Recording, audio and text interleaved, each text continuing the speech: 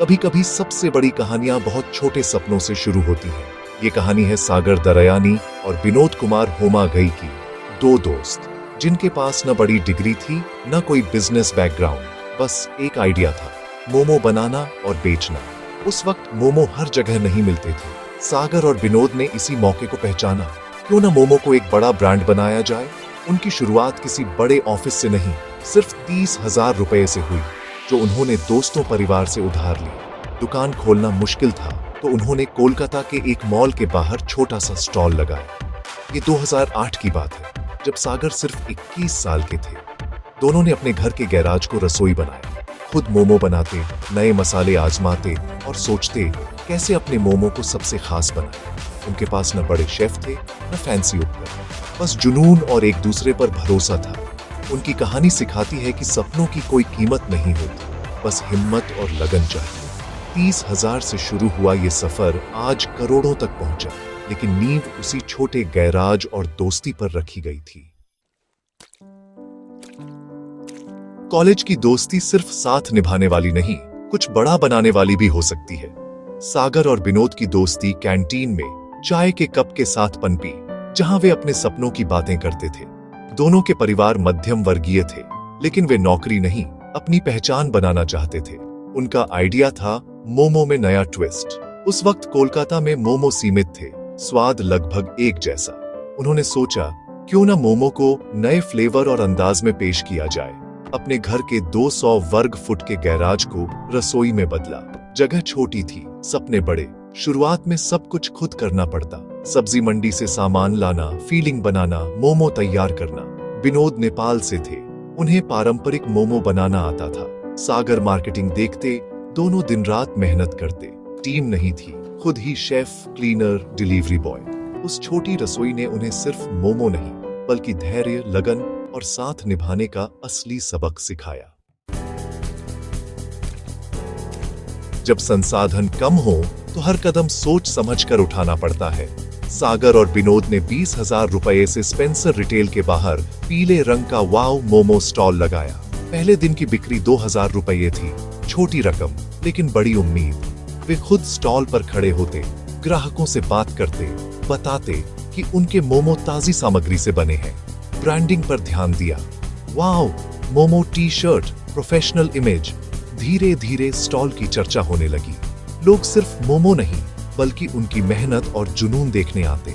एक स्टॉल से दो से 3, कोलकाता के अलग अलग इलाकों में फैल गए। वही छोटा सा स्टॉल आज सैकड़ों आउटलेट्स में बदल चुका है, लेकिन शुरुआत उसी पीले स्टॉल से हुई थी।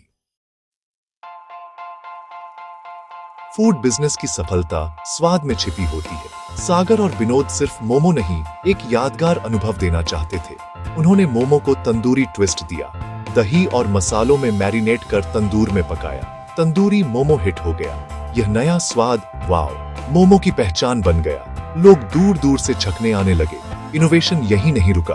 Pan fried momo, Schezwan sauce के साथ मोमो सिजलर, चॉकलेट मोमो और मो बर्गर जैसे नए प्रोडक्ट्स आए। मेन्यू में स्टीम्ड, फ्राइड, तंदूरी, चीज, मशरूम, कॉर्न, चिकन, प्रॉन्स, हर तरह के मोमो। ग्राहकों को एक ही छत के नीचे ढेर सारे विकल्प मिले। उन्होंने साधारण स्ट्रीट फूड को रचनात्मकता से देश भर का फेवरेट बना दिया। हर सफलता के पीछे संघर्ष छुपा होता है। शुरुआती दिनों में कई बार बिक्री कम होती, पैसे की तंगी रहती, परिवार और रिश्तेदारों का दबाव था। क्या मोमो बेचना सही फैसला है? 30,000 रुपए जल्दी खत्म हो गए। कच्चा माल, किराया, तनख्वाह, सब मुश्किल। कभी कभी निजी सामान बेचकर खर्च चलाना पड़ता। सबसे बड़ी चुनौती थी लोगों को समझाना कि वाओ, मोमो सिर्फ स्टॉल नहीं, एक ब्रांड है जो क्वालिटी और अनुभव देता है। हर मुश्किल में वे एक दूसरे का हौसला बढ़ाते, नए फ्लेवर आजमाते, खर्च घटाते, लेकिन क्वालिटी से समझौता नहीं। उनका कभी न हारने वाला जज्बा ही उन्हें देश के सबसे बड़े फूड ब्रांड्स में ले गया। देश भर में फैलने के लिए वाओ मोमो ने 2 हथियार अपनाए, फ्रेंचाइज मॉडल और सोशल मीडिया। हर जगह खुद आउटलेट खोलना संभव नहीं था, इसलिए फ्रेंचाइज मॉडल चुना। सही पार्टनर, पूरी ट्रेनिंग, एक जैसी क्वालिटी। इससे कम समय और निवेश में देश भर में फैलना आसान हुआ। सोशल मीडिया का दौर था। फेसबुक, इंस्टाग्राम पर ब्रांडिंग, नए फ्लेवर की तस्वीरें, ऑनलाइन कॉन्टेस्ट, ग्राहकों को ब्रांड एम्बेसडर बना दिया। उनकी पोस्ट शेयर की, वाओ शब्द को मार्केटिंग का हिस्सा बनाया। फ्रैंचाइज ने जमीन पर, सोशल मीडिया ने दिलों में जगह बनाई। इन दोनों रणनीतियों ने वाओ मोमो को सिर्फ फूड चेन नहीं, एक लव मार्क बना दिया। बड़ा बनने के लिए जुनून के साथ फंडिंग भी चाहिए। वाओ मोमो को 2015 में इंडियन एंजल नेटवर्क से पहली बड़ी फंडिंग मिली, करीब 10 करोड़ रुपए। यह सिर्फ पैसा नहीं, उनके आइडिया और मेहनत पर मुहर थी। इस फंडिंग से नए शहरों में आउटलेट्स खुले, सेंट्रल किचन और ब्रांडिंग मजबूत हुई। 2017 में टाइगर ग्लोबल से 44 करोड़ की और फंडिंग मिली।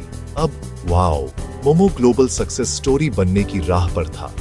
निवेश ने कंपनी को प्रोफेशनल और तेजी से बढ़ती कंपनी में बदल दिया। 30,000 से करोड़ों तक का सफर, अब दुनिया भी उनके सपने में निवेश कर रही थी। ये विश्वास की जीत थी। अपने सपने पर भरोसा रखो, दुनिया भी मानेगी। वाओ मोमो ने मोमो के बाजार में बादशाहत कायम की, लेकिन सागर और विनोद कुछ नया करना चाहते थे। उन्होंने देखा भारतीयों को चाइनीज खाना पसंद है, लेकिन कोई बड़ा ब्रांड नहीं। इसी मौके को पकड़कर वाओ चाइना लॉन्च किया, भारतीय स्वाद वाला चाइनीज खाना। वाओ मोमो के आउटलेट्स के साथ वाओ चाइना के काउंटर खोले, स्मार्ट रणनीति, कम खर्च, चाइनीज थोड़ा देसी टैगलाइन और देसी फ्लेवर लोगों को पसंद आया। वाओ चाइना भी तेजी से बढ़ा, सिर्फ मोमो कंपनी नहीं बल्कि क्विक सर्विस रेस्टोरेंट की बड़ी कंपनी बनने की ओर। ये एक नए और बड़े सफर की शुरुआत थी। 30,000 रुपए और एक गैराज से शुरू हुई कहानी आज मिसाल बन चुकी है। 80 प्लस शहर, 600 प्लस आउटलेट्स, 6,000 प्लस कर्मचारी, 500 करोड़ से ज्यादा सालाना रेवेन्यू। वाओ मोमो भारत की सबसे तेजी से बढ़ने वाली फूड चेन्स में से एक है। इनोवेशन, ग्राहक समझ और जड़ों से जुड़ाव इसकी ताकत है। अब वे सिर्फ स्टोर्स नहीं, ज़ोमैटो, स्विगी और रेडी टू ईट मोमो के जरिए भी हर घर में पहुंच रहे हैं। सागर और विनोद का सपना अब ग्लोबल ब्रांड बनने का है। 1000 आउटलेट्स, इंटरनेशनल एक्सपेंशन, IPO की तैयारी। वाओ मोमो हर भारतीय युवा के लिए प्रेरणा है। बड़ा बिजनेस शुरू करने के लिए न बड़े पैसे चाहिए, न बड़ा परिवार, बस आइडिया, मेहनत और जज्बा चाहिए। उन्होंने साबित किया, हिम्मत और लगन से एक छोटा मोमो भी करोड़ों की कंपनी बना सकता है।